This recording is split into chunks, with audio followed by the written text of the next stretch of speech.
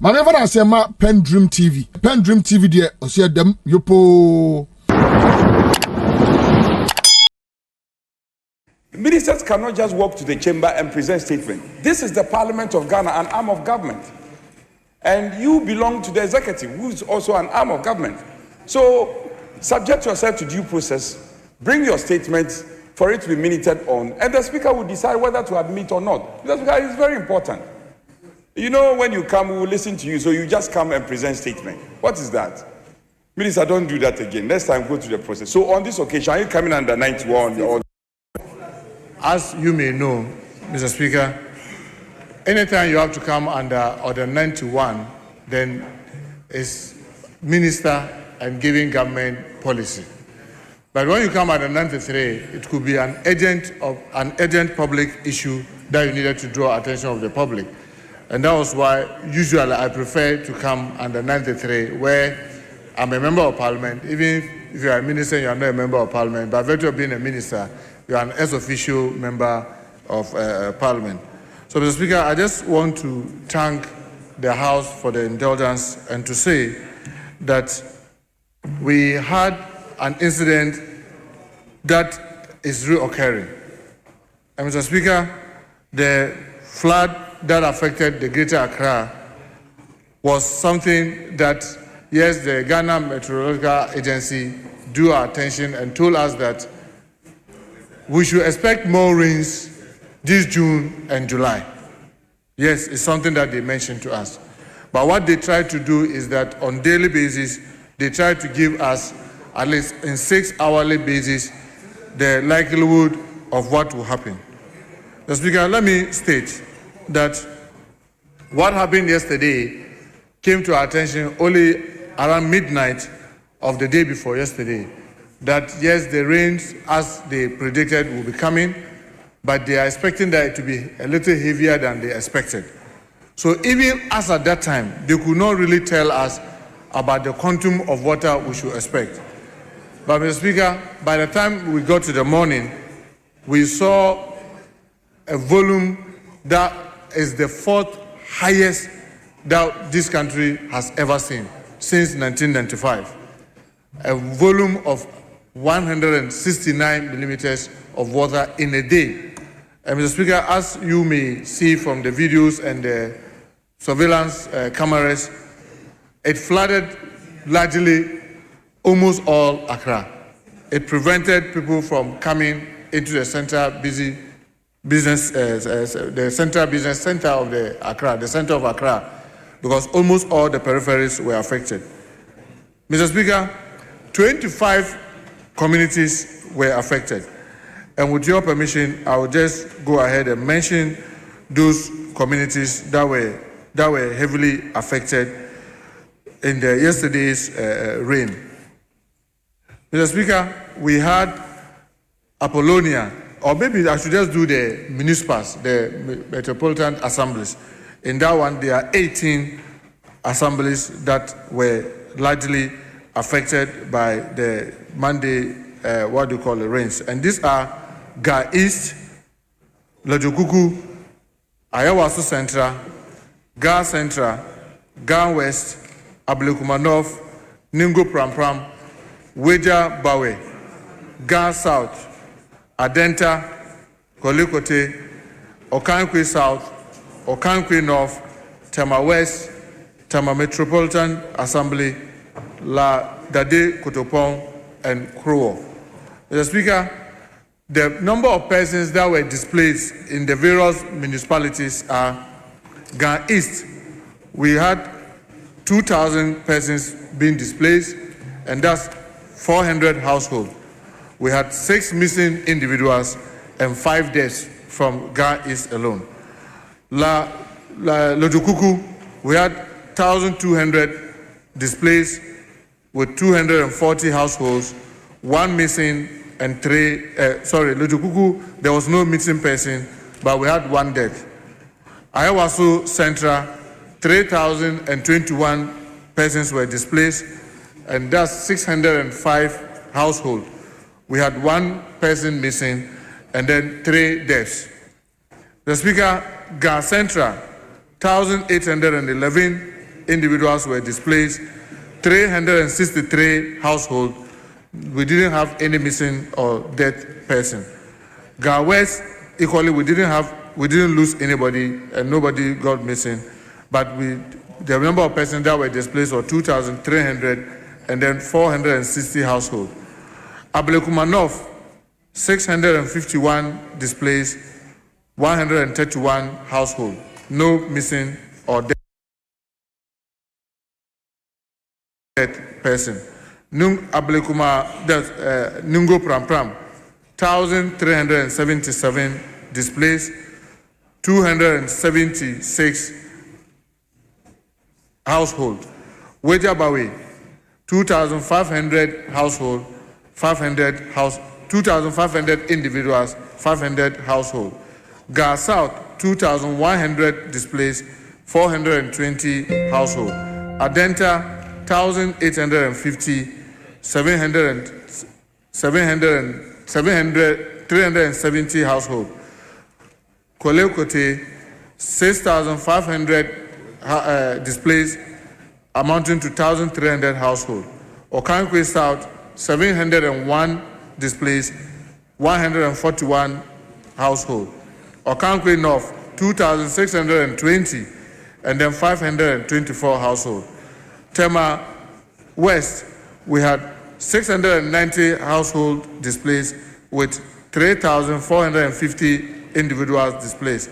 Tema Metropolitan Assembly, we have 721 households displaced, which affected 3,601 individuals. In the case of Tema West, we had 3 persons that lost their life. La Dade Kotopong, we had 404 households displaced, amounting to 2,020 individuals. And lastly, Mr. Speaker, Krowo, we had 220 households displaced and 1,100 individuals displaced without any death. Mr. Speaker, when you put all these numbers together, we have a total of 7,761 households that were displaced, with 38,802 individuals affected, with 7 persons still missing as of this morning, because, Mr. Speaker, I've been at the Finance Committee in the past 3 hours. I've not been able to read my briefs this afternoon. I don't know whether many more have been found, but 7 people as of this morning were displaced, and the total death are 12 individuals that we lost. Mr. Speaker, let me take this opportunity to extend our condolences and that of government and the people of Ghana to the families that lost their family members, and we assure them we are with them in this difficult moment. We know many people could not be in their homes and even sleep in their homes, but government is doing whatever it can. Mr. Speaker, with your permission, I'll mention some information from Central Region that also happened last 2 weeks, which I have the details. In Central Region, Mr. Speaker, last 2 weeks, we had 58 houses that collapsed. And for those of us who are very familiar with Central Region and the kind of houses, because of the mud houses, some of them are the bricks, some of the houses were over 100 years old, but these were the districts and how they were affected. Cape Coast Metropolitan Assembly lost 20 houses, Gomoa East 2 houses, Gomoa West 1 house, AOB 2 houses, Aguna East 7 houses, Gomoa Central 1 house, Tufo Ahima Lower Dentra 6 houses, AAK 4 houses, Mfansiman 5 houses, Asin South 1 house, Asin North 7 houses, Efutu 2 houses. And Mr. Speaker, unfortunately,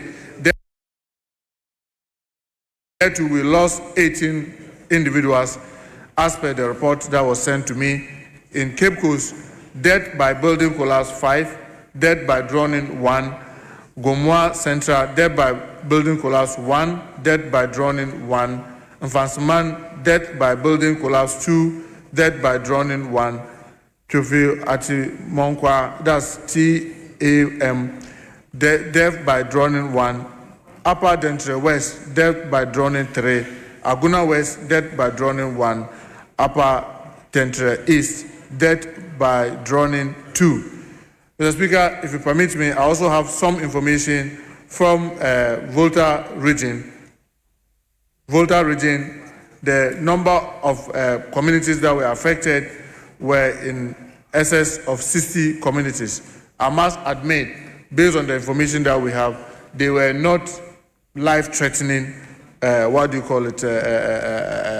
situation in the case of Volta region, but the districts that were affected were Keita, and it has 7 communities that were affected. Annoh had 6 communities that were affected. Ketu South had 6 communities that were affected. Ketu North had 6 communities that were affected. South Town had 8 communities that were affected. Akachi had 9 communities that were affected. Gotiman Zokwe had 6 communities that were affected. Adakulo had 2 communities that were affected. Central Town had 3 communities that were affected.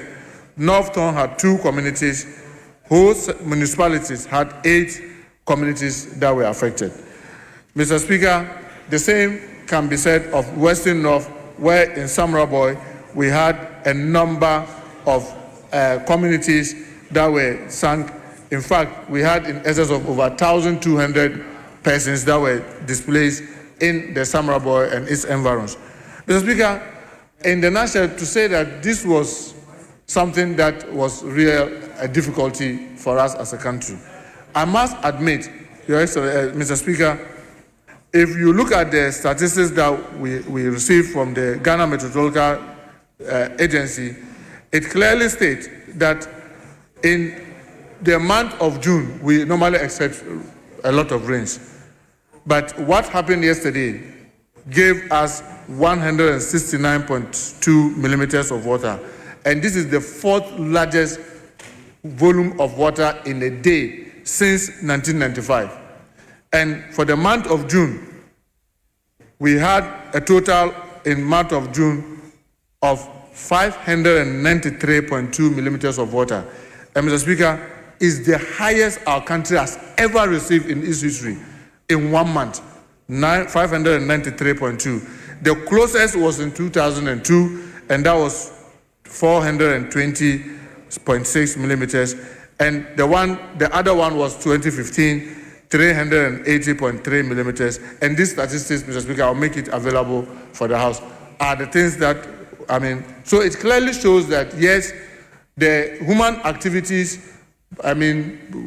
pouring, refuse into our drain, building on waterways, all contributed. But naturally, it clearly shows that even if we had everything right, the kind of rains that we received in June and yesterday will have necessarily created some overflow and created some problem for us. Mr. Speaker, what have been government interventions since we got to know that we were going to run into crisis? Mr. Speaker, you realize that the Minister of Interior gave an alert and advisory to all citizens, especially in and around Accra, to stay home, and we're able to do this very early. Mr. Speaker, we believe that that has contributed largely into minimizing the kind of crisis that we could have had. Because if all persons around that rush hour were in traffic where they could not turn around and other things, and worst case, maybe fire gutted into it, maybe we'll have been counting much losses than we are seeing today. Mr. Speaker, there were a number of fires that also came with yesterday's rain. We have the Odona market that there a lot of makeshift structures were burnt. We also had fire in Tema. We had, Mr. Speaker, with your permission, I want to give some of the statistics that we received. Odona market, yes, the fire came in around 8:08 in the morning, just around the peak of the rain, and we did all we could, but it came under control at 11:33, almost midnight, and we're able to finally put it off around 2:32 a.m. this morning.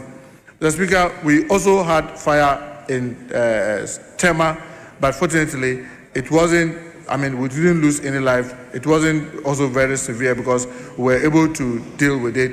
There was also a newly built 4-floor house that collapsed. Fortunately, at Tabula, fortunately, no life was lost because all the occupants left the building before it collapsed. Mr. Speaker, all these statistics, since yesterday, His Excellency the President of the Republic had to fly over to see the extent of the damage, and this morning, graciously, last night, the President instructed that from their contingency fund, we should be able to access some money. And I'm happy to state, I know the Finance Committee may come and brief the floor and give much details. A total amount of 350 million is being targeted to be used to help in dealing with the challenges that we have. Mr. Speaker, the President has instructed that 200 million will be targeting relief items to this close to over 10,000 households that have been affected across the whole coast. And the 150 will be used to mitigate the flood issues within this, the coastal area. Mr. Speaker, I must admit, when you look at Act 927, that's the National Disaster Management Organization Act. When you look at Section 21 of the Act, it clearly stipulates the Disaster Management Committee. And in the Disaster Management Committee, Mr. Speaker, if you permit me, we have almost all the relevant agencies being there, and it is chaired by the Minister for the Interior. As we speak, a meeting has been called at the presidency involving all these ministers to come so that we put our heads together and make sure that we deal with the issue. Mr. Speaker, if you permit me, Section 21, National Disaster Management Committee. There is established a National Disaster Management Committee. The National Disaster Management Committee, subject to subsection 3, comprises A, the Minister for the Interior as chairperson, Director General, that's for the Director Generals of the NADMO, that's National Disaster Management Committee, the Director General of the Ghana Health Service, Director General of the National Ambulance, the Chief Directors of each of the following ministries: Ministry of Water Resources, Works and Housing, Ministry of Information and Media Relations, Ministry of Local Government and Rural Development, Ministry of Finance, Ministry of Food and Agriculture, Ministry of Foreign Affairs and Regional Integration, Ministry of Environment, Science and Technology and Innovation, Ministry of Gender, Children and Social Protection, the Chief of Defense Staff, the Inspector General of Police, the Chief Fire Officer, the Chairperson of the National Platform for Disaster Risk Reduction, Climate Change Management, one representative of the Consortium of Non-Governmental Organizations, one representative of the Interagency Standing Committee of the United Nations Country Team, one representative of the Ghana Federation of Disabled, and the legal officer of the National Disaster Management Organization as secretary. Mr. Speaker, we are of the view that we don't need to only go there with our chief directors.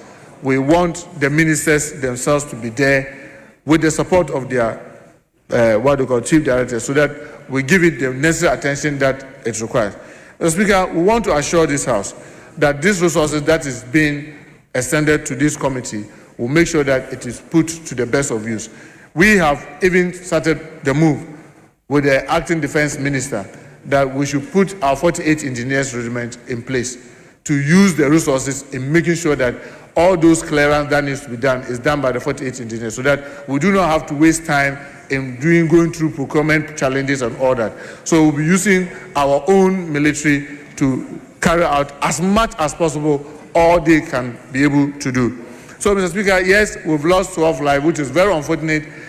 I want to believe that as a country, we probably have to work very hard to ensure that we minimize these losses. Yesterday, I had the opportunity to speak on one of our prominent media houses, and I said, disasters will always come. It is how prepared you are that will determine the the amount of loss that may be occurred. Because, Mr. Speaker, today, and I'm saying it not to water down the effect, but just to draw all of us attention that America is the richest country in the world. And one of its richest states is California. California state is the richest state in America. In fact, standing on its own, is the 6th largest economy in the world. Yet they had disaster and people lost their life. But they have all the money, they have all the measures. We are not using this as an excuse.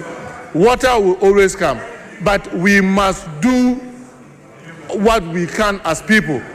And we are looking at this as a whole of government and a whole of society approach. We are looking at it as a whole of government and a whole of society approach, where individuals will have to take their responsibility, assemblies have to take their responsibility, those of us in government will have to take our responsibility and work very hard to ensure that we do not lose life unnecessarily. Mr. Speaker, I want to thank the House for the audience, and I hope that in our contribution we will make sure that we do not degenerate this into politicking when our people are dying and people really need relief. Thank you so much, Mr. Speaker, for the opportunity.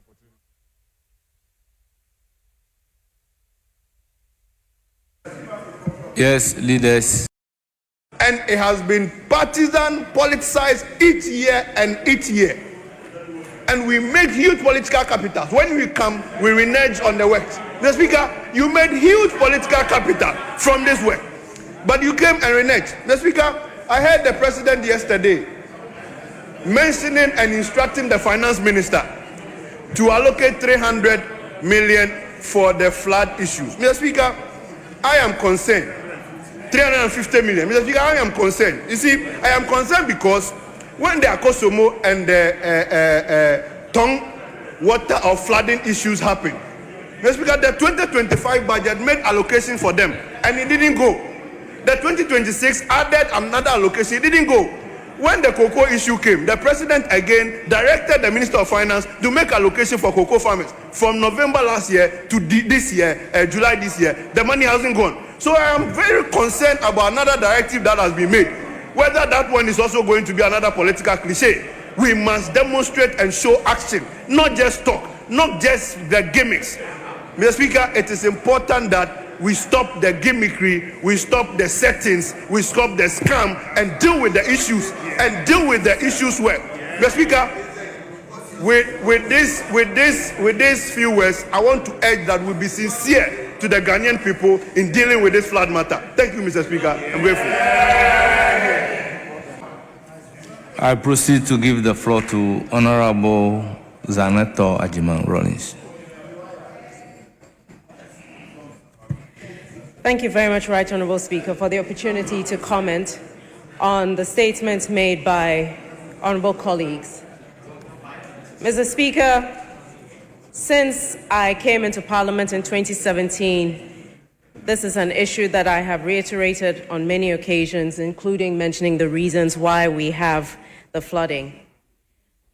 I think there's no doubt in anybody's mind that this incident from yesterday was a black swan event that occurred in the entire sub-region.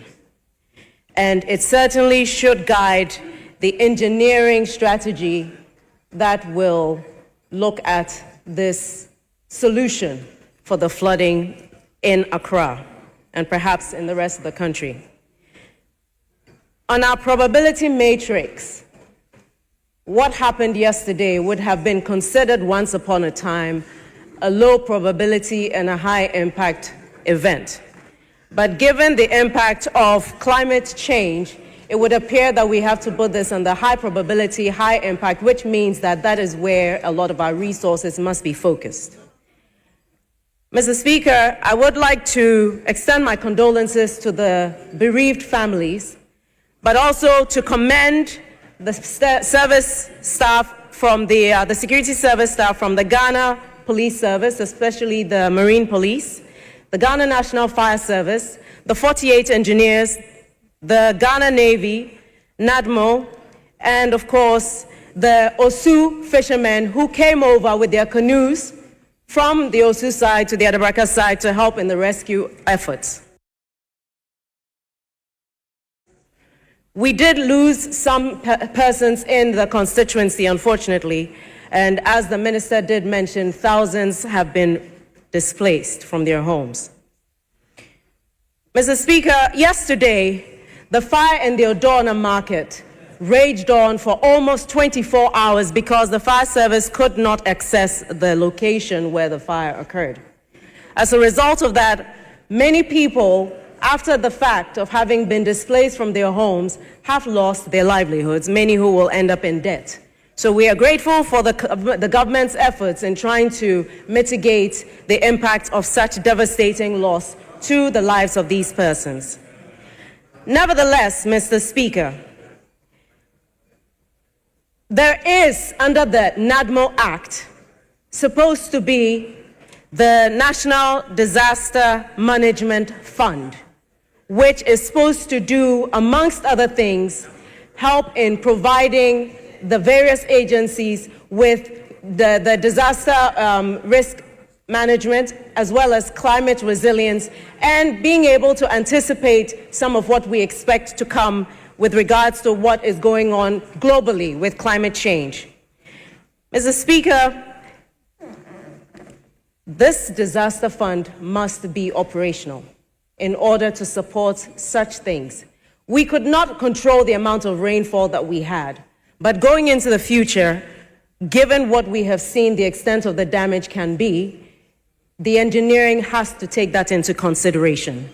And just in response to the fact that a couple of colleagues have spoken to the issue of the Garrett Fund, I would like to mention that a few years ago, when our colleague, the Honorable Asenso, was the minister, he did come to Odorna and he addressed the Odorna garages, the members of the garages, and he did assure that a certain amount of work was going to be done.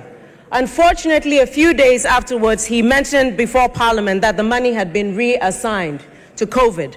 Mr. Speaker, I think that at this point, if it would be to your pleasure, that the NADMO be asked to come before either the Defense and Interior Committee or before the House to actually give a full account of what happened yesterday, a detailed account of what their challenges are, what they anticipate would be required in such an event happening again, given that we're expecting more rainfall, and what it is that Parliament can do in terms of supporting the efforts of allocating resources to the fund.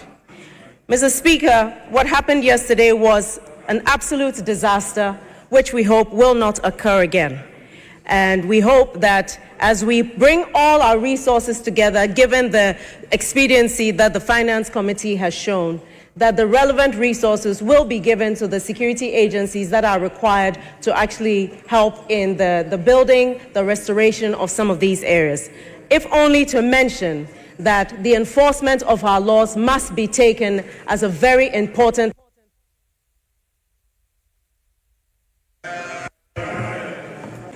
I will then proceed to give the floor to Honorable Phyllis Ofosu. Thank you very much, Mr. Speaker, for giving me this opportunity. Mr. Speaker, we are discussing a very serious problem. Tens of thousands of our compatriots find themselves in a dire situation. They are displaced. In other words, their regular place of abode have been taken away from them through natural causes. Over 7,000 households find themselves in distress. 12 people have been confirmed to have lost their lives, and 7 people remain missing as we speak. So, Mr. Speaker, just like the Ecclesiastes says in the Bible, we must understand that there is time for everything. This is not the time for misguided politicking and vacuous political rhetoric intended to achieve political ends, short-term sectarian ends. It is the reason why I'm surprised about some of the claims being made by our colleagues on the other side. For some reason, we are told that there is some lack of coordination. Mr. Speaker, it is a contrived position. The committee set up by the President to coordinate efforts to tackle flooding has not in any way resulted in a lack of coordination. There is nothing wrong with putting together a team to help address an existing problem. As they themselves will be clearly aware, this is a multi-sectorial issue, and therefore there are multiple agencies at play. So coordination led by a deputy chief of staff is in order. No evidence exists of this lack of coordination. It must be placed on record. So at the time when our compatriots are suffering, we do not expect such untrue claims to be made. Mr. Speaker, it has also been claimed that this government has waited for flooding before releasing money for relief. Mr. Speaker, who releases money for relief in advance of the occurrence of the problem? You can only relieve people who are in distress. Yesterday, when I issued a statement, or this morning when I issued a statement on behalf of His Excellency the President, I stated clearly that parts of the money will go towards providing relief for the 38,000 people who are displaced. That could not have been known last week or the week before. Again, another 150 million Ghana cedis is programmed to help address problems brought on by the flooding, which can lead to more flooding. So there's nothing wrong with mitigating the impact of further rainfall. And Mr. Speaker, we are not talking about normal rainfall. We are talking about 170 millimeters of rain in a space of 13 hours. Mr. Speaker, the whole of last year, June, only 56 millimeters of rainfall was recorded. The whole month of June last year. This year, in just 13 hours, 2 days ago, 170 millimeters of rain fell. It is an extraordinary situation that could not have been foreseen, and is the reason why the impact appears to be bigger. Mr. Speaker, our colleagues are also rankled that in the past they were held responsible for flooding. If you stay in power for 8 years, you have no excuse than to take responsibility for flooding, a problem that you should have solved within that period. They claim that they committed hundreds of millions of Ghana cedis to addressing it. Mr. Speaker, what was the outcome of that expenditure? How do you spend hundreds of millions of Ghana cedis on resolving a problem only for it to get worse? It means that the money was either not properly utilized or the wrong approach was adopted. So every Ghanaian citizen has the right to carpet you and criticize you for failure after 8 years. Nobody is going to give you a bouquet of flowers. We won't pour gold, frankincense, or myrrh on you for failing within 8 years to address the problem. But President Mahama has agreed that it is his responsibility as president to address this problem, and therefore he is going to take steps, very drastic steps, to address it. We just need to give him our support and a bit of time to address the issue comprehensively as he intends to do. That really is the tone that we should be adopting in this discussion, and not the usual grandstanding that we engage in. Nobody expects that a decades-old problem will be addressed within 1.5 years. It's not a full expectation to have. In light of the resources required. I think your time is up. Your time is up. It's now the turn of Sami Auku. You have the floor. Mr. Speaker, Mr. Speaker, let me begin by also commending the makers of the various statements, particularly that of the Honorable Asensi Boache, who has institutional memory about some of the issues that was particularly discussed during his tenure. And my wonderful friend and chairman, Oti Bless. Mr. Speaker, let's be clear on one thing, that under the previous Mahama government, of which my good friend and brother Felix Kwachiofosu was part, on a single night in June 2015, we lost over 150 lives. Single night. Then the Ghanaian people asked them to retire in 2016. They spent 8 years studying what the Akufo-Addo Bawumia government was initiating and implementing gradually. Mr. Speaker, again, they inherited a country where, in fact, President Mahama is one of the luckiest presidents in the world. Your predecessor left a roadmap, completely had gone through a comprehensive review of Accra flooding situation. The Honorable Asenso-Boakye, in his statement, clearly enumerated the number of projects initiated under the Akufo-Addo administration. Today, the NDC that took pride, solace, and comfort in politicizing every flood situation in Ghana from 2017 to 2024 is today playing the role of John Paul II, our Pope, late, and behaving as if Ghana only started in 2017. Mr. Speaker, behind the statistics we see on TV are human lives being lost. People have lost their livelihoods. Mr. Speaker, somebody might have gone for a 2,000 cedi loan. Today, that money is gone. I have seen a wonderful video of my good friend Felix Kwachofosu during the floods with his staff when they were cheering you on in your jersey, Ghana jersey. People were dying around that time, my brother. Again, Mr. Speaker, when the rain started, I can pardon Felix. I can pardon Felix when he's coming from a background of not knowing how this whole rain started. Mr. Speaker, he was in the US maybe when the rain started. But people have lost their livelihoods. Press conferences won't desilt our gutters. Press conferences won't solve the problems of our poor drainage system.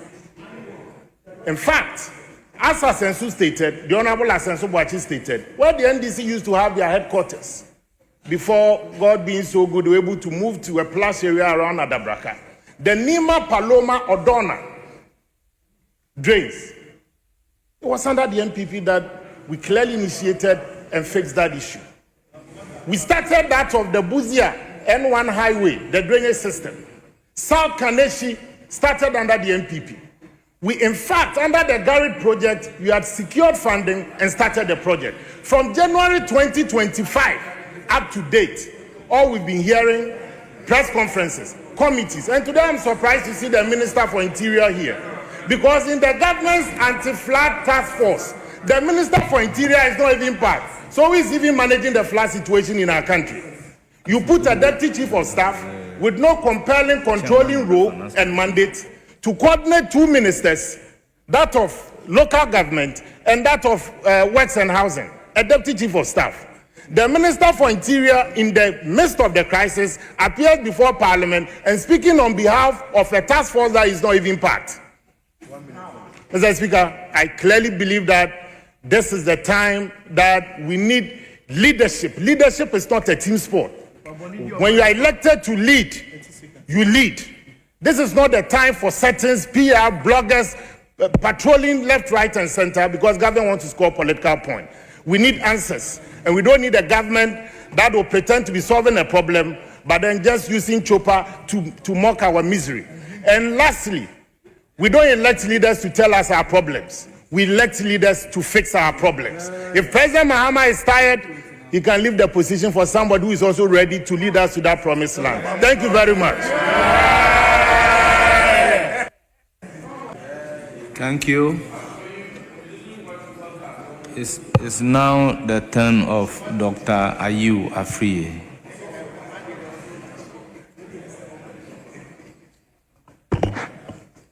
Mr. Speaker, I rise to associate myself with a statement that has been commented on. Mr. Speaker, I think that the germane issues have been tackled, especially so from the minority.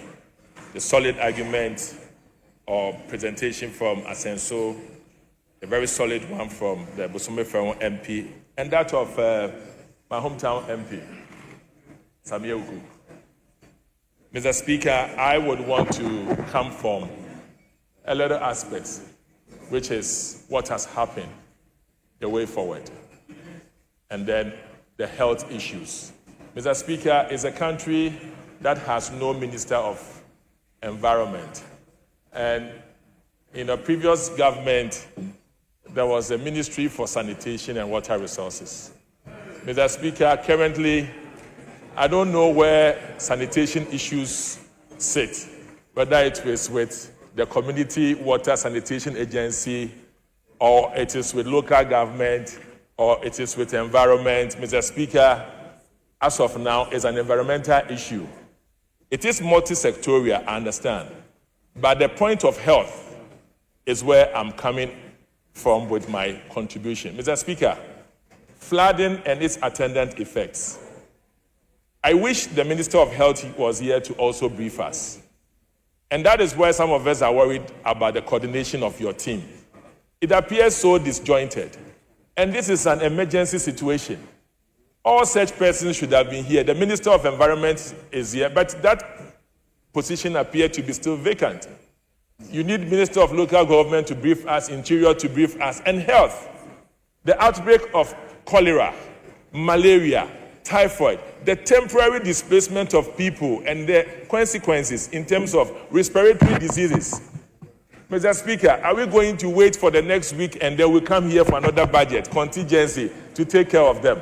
We need to be briefed. The people of Ghana have to be briefed. It appears we are not prepared. It appears for all this while, this approach again is a knee-jerk one. I don't want to be seen to be blaming anybody because this is one catastrophe that comes on annual basis. Since I graduated from sixth form, I saw a heavy one in 1995. Mr. Speaker, probably this will be the heaviest after about 30 years. What next? I'm not going to blame anybody on my position. But I also think that there were some germane points that were put on the floor. The previous government did something. Where are we? Where are we? Where are we? Where are we? Where is the money? Where is all of this? We want to know where we're going. But then also the citizens.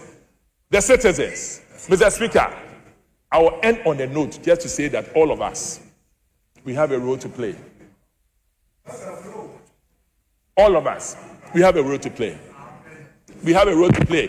In as much as we are putting the pressure on government, in as much as we are putting pressure on government, in as much as we are putting pressure on government, it is the responsibility. It is the responsibility on all of us, the citizens, to press forward the municipalities. Money has been given to the municipalities.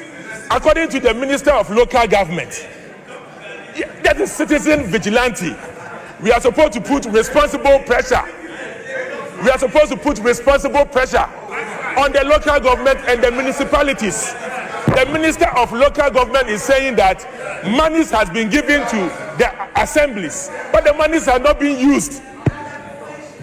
If you go to Alajo is submerged because of blockage and the inability to take away due to poor sanitation. Where is our money? Yes, citizen vigilante. Let's put responsible pressure on the municipalities and the assemblies. It behoves on all of us. A lot of refuse dams have not been cleared in Alajo. In Alajo, I'm citing Alajo. Alajo has been submerged because refuse dams has not been cleared, Mr. Speaker. At this point in time, the Minister of Local Government has confirmed that monies has been given to assemblies and they have not been used. Where are we going as a country? Where are we going as a country? So in conclusion, Mr. Speaker, citizens vigilantism. Citizen vigilantism.